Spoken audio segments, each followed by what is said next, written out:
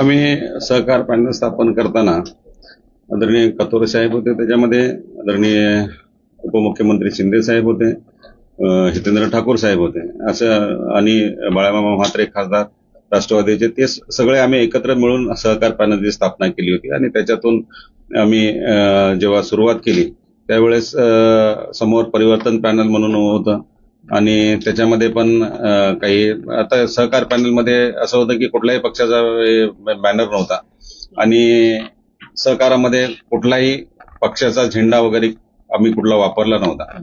सहकारातून एकत्र यावं आणि ह्या बँकेचा चांगला विकास व्हावा, लोकांपर्यंत चांगल्या सुविधा पोहोचाव्या, लोकांना चांगल्या सोप्या पद्धतीने कर्ज उपलब्ध व्हावे, या सगळ्या कारणासाठी आम्ही सहकार पॅनल म्हणून एकत्र आलो होतो. निवडणूक प्रक्रिया पार पडली आणि बऱ्यापैकी सहकार पॅनलने बाजी मारली. प्रतिष्ठेची ही निवडणूक ठरली, कारण की कधीच एवढं राजकारण या सगळ्या निवडणुकीमध्ये पाहायला मिळालं नाही. अगदी म्हणजे जे भाजपाचे प्रदेशाध्यक्ष आहेत ते वेगळ्या पॅनलमध्ये आम्हाला बघायला मिळाले. तुम्ही वेगळ्या पॅनलमधून निवडणूक लढवत होता, नेमकं काय चित्र होतं तेव्हा? चित्र म्हणजे असं होतं की भारतीय जनता पक्षाची इच्छा होती की आपण स्वतंत्र पॅनल करायचा, परंतु ते न झाल्यामुळं काही लोक एकत्र आले आणि सांगितलं की त्यांना आम्ही पूर्वी पण कल्पना दिली होती की आपण सहकार पॅनल एकत्रच सगळ्या पक्षांचं मिळून एकत्र पॅनल बनवू आणि त्या अनुषंगाने आपण या बँकेची निवडणूक लढू. शक्यतो ती त्यावेळेस तर तसं झालं असतं तर निवडणूक बिनविरोध झाली असती, परंतु काही लोकांनी ती निवडणूक करण्याचा प्रयत्न केला आणि दुसरं पॅनल स्थापन झालं. ठीक आहे, झालं ते झालं. त्याच्यानंतर निवडणूक आम्ही जिंकल्यानंतर आज अध्यक्षपदाची निवड होती. त्याच्यामध्ये आमच्या बरोबरच्याच लोकांनी अर्ज भरण्यात आला. परिवर्तन पॅनलच्या उलट आम्हाला सहकार्य झालं. त्याच्यामुळं आपले मुख्यमंत्री देवेंद्र फडणवीस असू दे किंवा फडणवीस साहेब असू दे किंवा रवींद्र चव्हाण साहेब असू दे, यांच्या सहकार्याने मला आज अध्यक्षपद मिळालं. कथोरे साहेब तर बरोबरच होते, शिंदे साहेब सुद्धा बरोबरच होते आणि अशा पद्धतीने या अध्यक्षपदाची निवड झाली. ऍक्च्युली ही निवडणूक व्हायला नको होती, ती बिनविरोधच व्हायला पाहिजे होती, पण काही लोकांच्या हट्टापायी ती निवडणूक झाली. आता कोण गेम चेंजर ठरलं या निवडणुकीत, तुम्हाला काय वाटतं? कारण की दोन्ही बाजूला आम्हाला भाजपा पाहायला मिळाली, बऱ्यापैकी पदाधिकारी, वरिष्ठ पदाधिकारी. दोन्ही पॅनलमध्ये आमचेच लोक होते. काय असतं माहितीये का, आता मागच्या वेळेस रवींद्र चव्हाण साहेबांनी सांगितलं की सगळ्या लोकांना एकत्र आपल्याला तिकीट देता येत नाही किंवा प्रत्येकाला उमेदवारी देता येत नाही, त्याच्यामुळं दोन्ही पॅनलने आपापली ताकद आजमावली किंवा निवडणूक लढले आणि जे त्याच्यामध्ये काही लोक जिंकून आले त्यांचे 5 सदस्य निवडून आले होते. आमच्याकडे 16 होते आणि एक अपक्ष म्हणून निवडून आले होते निलेश सांबरे साहेब. आणि असं मिळून सगळ्यांनी आता 21 संचालक आमचे निवडून आलेले. परंतु आज निवडणूक झालेली, आम्ही राजकारण बाजूला ठेवून या बँकेच्या हितासाठी काम करणार आहे. ही बँक शेतकरी कष्टकऱ्यांची आहे, ठेवीदारांची, त्यांचं हित जोपासण्याचं काम आम्ही करणार आहे. अजून काही वेळापूर्वी तुम्ही उल्लेख केला की समोरच्या पॅनलमध्ये सुद्धा काही लोकांनी आम्हाला सहकार्य केलं. त्यांनी परिवर्तन पॅनलच्या सगळ्या लोकांनीच आम्हाला सहकार्य केलं, मतदानामध्ये सगळ्यांनीच केलं. परिवर्तन पॅनलमध्ये जे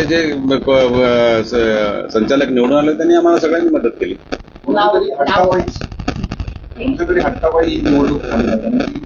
हा, आमच्या बरोबर असलेल्या लोकांच्या हट्टापायी निवडणूक झाली. ऍक्च्युली हितेंद्र ठाकूर साहेबांचं पण काही म्हणणं नव्हतं. कथोरे साहेब आणि शिंदे साहेबांनी त्यांच्याशी चर्चा करून सांगितलं होतं की आपसामध्ये बसून तुम्ही ठरवा, पण इथं आल्यानंतर काही लोकांच्या हट्टापायी ती निवडणूक लागली. हा त्याचं आधी सुद्धा पाहायला मिळाला, तेव्हा सुद्धा चित्र वेगळं पाहायला मिळालं, सरकार पाहायला मिळालं. आज सुद्धा हक्क झाला असं तुम्ही म्हणताय, आज सुद्धा चित्र वेगळं पाहायला मिळालं. नाही, आज सहकार पॅनल मध्ये बरोबरच्याच लोकांनी फॉर्म भरला होता. आमच्या विरोधकांनी फॉर्म नव्हता भरला, सोबतच्याच लोकांनी फॉर्म भरला होता. परिवर्तन पॅनलचं उलट आम्हाला सहकार्य झालं. कोण होतं तुमच्यासोबत? कपिल पाटील साहेब होते, पटेकर होत्या, अनिल गावंड होते, निलेश सांबरे होते, या सगळ्या लोकांनी आम्हाला मदत केली. ओके, पण तुमच्यासोबत फॉर्म कोणी, आता इच्छा कोणी व्यक्त केली होती की अध्यक्ष व्हायचंय करून? सोबत कोण होतं तुमच्या? नाही, कोणाच्या बाबतीमध्ये विचारता तुम्ही? अध्यक्षपदासाठी नाही अध्यक्षपदासाठी तर आम्ही फॉर्म भरला होता ना, आम्हीच इच्छुक होतो. कारण सहकार सोबत कोण होतं अजून 7 मध्ये? कोणी फॉर्म भरला होता आपल्या मनीष पाटील म्हणून आहे, राजेंद्र पाटील याच्या अगोदरचे जे चेअरमन होते या बँकेचे, त्यांच्या मुलांनी फॉर्म भरला होता. अच्छा, तुम्ही आता जेव्हा पदभार स्वीकारला हा, म्हणजे तुम्ही खुर्चीवर बसला तेव्हा एक प्रोटोकॉल असतो, जो प्रोटोकॉल आपण काही वेळापूर्वी फॉलो केला होता ज्यांच्या निवड झाली, पण तो प्रोटोकॉल ज्यावेळी तुम्ही खुर्चीवर बसला तेव्हा फॉलो होताना बघायला मिळाला नाही काय तुम्हाला म्हणजे जे अगोदरचे अध्यक्ष होते ते बघायला मिळाले अशी चर्चा नाही आहे. ऍक्च्युअली त्यांनी थांबायला पाहिजे होतं. बघा, निवडणूक झाली, ते आमचे सहकारी होते, आम्ही याच्या अगोदर 5 वर्ष काम केलं होतं. निवडणूक झाल्यानंतर हे सगळं डोक्यातून बाहेर काढायचं असतं. त्यांनी ऍक्च्युअली थांबायला पाहिजे होतं. त्यांना काय झालं मला माहिती नाही, ते निघून गेले असतील, परंतु उद्या परत ते आमच्या बरोबर असतील अशी मी अपेक्षा करतो. नाराज होते. आता मला त्यांनी दाखवलं नाही, कारण आम्ही सकाळी बरोबर होतो. त्यांच्या मुलाला पण मी समजवलं की त्यांची तब्येत थोडीशी खराब आहे, त्याच्यामुळे मी त्यांना सांगितलं की वडिलांची थोडी काळजी घे. त्यांच्या माझे खूप चांगले संबंध आहेत आणि चांगले राहतील.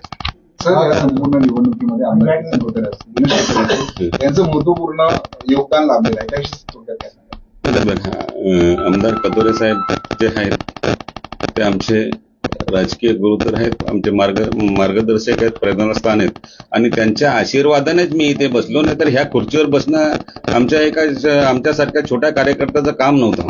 कथोरे साहेबांनी जे प्रयत्न केले ह्या पूर्ण निवडणुकीमध्ये, त्यावेळेस थोडंसं पक्षाचा काही विरोध जरी असला तरी पण त्यांनी पक्षाला सांगितलं होतं की बाबा सहकार पॅनलच्या माध्यमातून आपण निवडणूक लढू आणि एकत्रपणे आपण काम करू, असं पक्षाला सुद्धा सांगितलं होतं.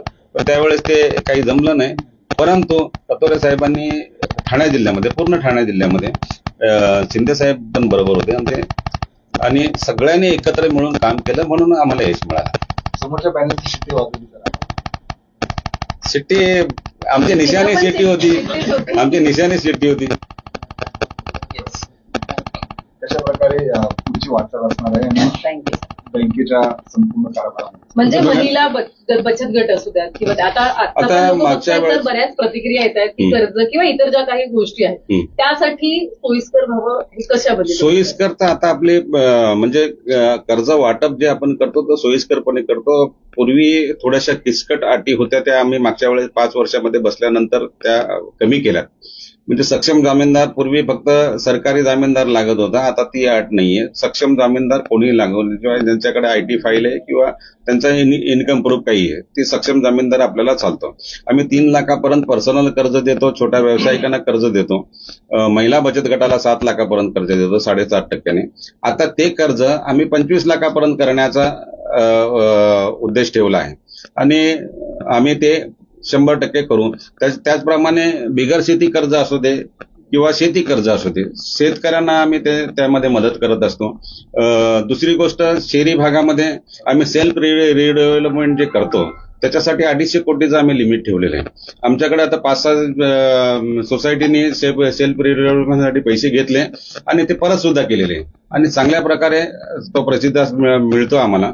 आणि याच्या पुढेही आम्ही आता बदलापूरमध्ये पण बरेचसे सोसायटी जे आहेत, जुन्या बिल्डिंग्स आहेत, त्या रिडेव्हलपमेंटसाठी आले. आमच्याकडे लोक अप्रोच होतात आणि सोप्या पद्धतीने त्यांना कर्ज पुरवठा करू आणि कमी व्याजदराने करू. तर एक शेवटचा प्रश्न, TDC कुणासाठी नेमकी काम करते किंवा कोण तुमच्याशी संपर्क करू शकतं, कारण की बऱ्याच लोकांना अद्यापही ते प्रश्न आहेत. हे बघा, पहिली गोष्ट तर ही बँक शेतकऱ्यांची बँक आहे, ठेवीदारांची बँक आहे. आमच्याकडे जवळजवळ 12,000 कोटीच्या ठेवी आहेत. याच्या अगोदर त्या ठेवी 8,500 कोटीच्या ठेवी 2020 साली होत्या. त्याच्यामध्ये वाढ होऊन आता त्या 12,000 कोटीपर्यंत पोहोचलेल्या आहेत, आणि आमचं टर्नओव्हर जवळजवळ 16,000 कोटीचं टर्नओव्हर आहे. त्याच्यामध्ये आम्ही असं सहकार पॅनलच्या माध्यमातून जेव्हा निवडणूक लढली त्यावेळेस आम्ही हेच ठरवलं, आता आमच्या बरोबरचे आमचे जे सहकारी संचालक निवडून आले एज्युकेटेड आहेत, सगळे वेल एज्युकेटेड आहे, त्याच्यामुळे त्या सहकाऱ्यांची सुद्धा मला मदत होणार आहे. आणि आता सुद्धा ते ह्या निवडणुकीमध्ये त्या सहकाऱ्यांची मदत झाली म्हणून मला हे अध्यक्षपद मिळालेलं आहे. आणि याच्या पुढे आम्ही शेतकऱ्यांसाठी, मच्छीमारांसाठी पण सुद्धा आम्ही चांगल्या योजना आणू, महिलांसाठी, बचत गटासाठी चांगल्या योजना आणू, शेतकऱ्यांसाठी आणू, आणि ही बँकेचा कारभार चांगल्या पद्धतीने करण्याचा आम्ही 100% प्रयत्न करू. चुकीचं काही होणार नाही याची आम्ही दक्षता घेणार. Thank you sir.